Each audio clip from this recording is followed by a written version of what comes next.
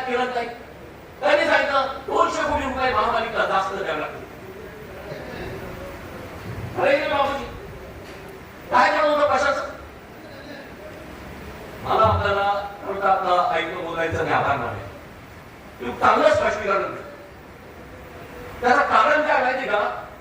कुठेतरी महापालिका 250-300 कोटीला खड्ड्यात चालली असं एक वातावरण तयार झालं. आणि तुम्हाला लक्षात का मॅडम की आमच्या सुद्धा लावून देणार आपलेच अधिकारी आहेत. मी तुम्हाला मोकळं सांगतो एकदम. आणि अशाने ना या महापालिकेचा सक्सेस होणार नाही.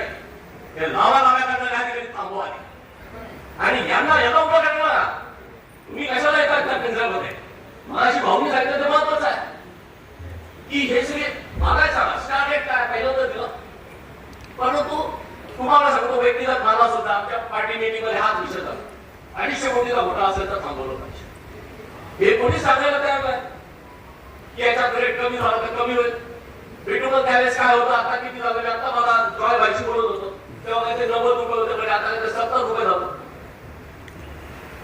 महापालिकेचे पैसे वाचण्याचे त्याला. पण याबाबत तुम्ही बोलणार नाही. आणि आपण आपापसात तरी ठरवून होतो पाहिजे. माझी तुम्हाला विनंती एवढीच आहे, तुम्हाला काय गोंधळ घालायचा तो घाला. या शहराला या खड्डामुक्त करा. हे खूप झाला का? काय प्रोसिजर करायच्या काय आपण ठरवणार? हे आम्ही करणार का? हे आमचं काम आहे. आम्ही म्हटलं तर मग अशी बरोबर आहे. कुठलं डॉक्युमेंट कधी पहिलं डॉक्युमेंट येतं मग लोकांचे ऍप्लिकेशन येतात. हे पण करताय कोण आणि यावर उत्तर कोण देत आहे? त्यामुळे मला आपल्याला विनंती करायची, जो काय निर्णय घ्याल तो या शहराच्या हितार्थ असला पाहिजे. या शहरातल्या नागरिकांना रिलीफ देणारा असला पाहिजे. अरे किती लोकांचे रोज ऍक्सिडेंट होत आहेत, लोक जात आहेत, त्यांना काय उत्तर द्यायचं? स्टार रेट दिला नाही त्याला उत्तर काय द्यायचं? असे कागदपत्र आले देऊ शकतो का? सांगा आपण सगळं. लोक शेण घालतील आपल्या तोंडात जाऊन करता काय तुम्ही? याचा अर्थ असा नाही की कुठली गोष्ट इरेग्युलर चालेल. माझी आपल्याला विनंती आहे महापौर महोदय, याला एक शिस्त लावा. आणि असल्या पद्धतीचे डॉक्युमेंट अरे किती राहिली आहे. मी सुद्धा 20 वर्ष या सभागृहात, आता 21वं वर्ष आहे. डॉक्युमेंट मागे घ्यावं लागतं. आणि का? फक्त संशोधनावर. मला आपल्याला विनंती करायची महापौर महोदय, जो काही निर्णय घ्या त्या निर्णयामध्ये नाशिककरांना रिलीफ द्यायला पाहिजे.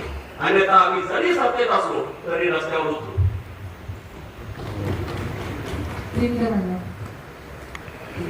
करण्यासाठी उभा आहे. खर तर पत्रकारांचे आभारी आहे. ब्राह्मणीताईंनी स्टँडिंग मध्ये विषय मांडला, तो दुसऱ्या दिवशी दैनिकांमध्ये आला. आणि महापौर मॅडमने आपल्याला पत्र दिलं, आयुक्त मॅडमला पत्र दिलं आणि स्टँडिंगला पत्र दिलं होतं. आजही मला काय मिळवले. खर तर मागे आपल्या दानात एक मीटिंग झाली होती. अजय दादा, उपमहापौर, केशव कोरजे सर्व अधिकारी होते.